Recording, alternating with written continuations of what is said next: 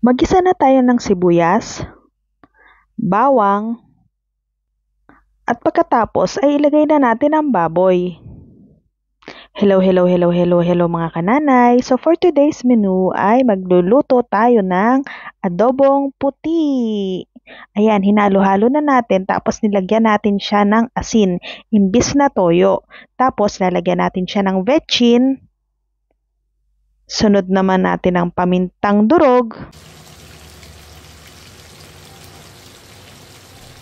At pagkatapos, lagyan din natin ng pamintang buo.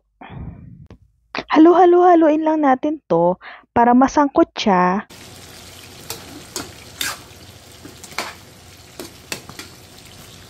Tubigan natin hanggang sa lumambot at takpan natin. Tapos, lagyan na natin ng sili para kumagat na yung anghang habang sinasangkot siya.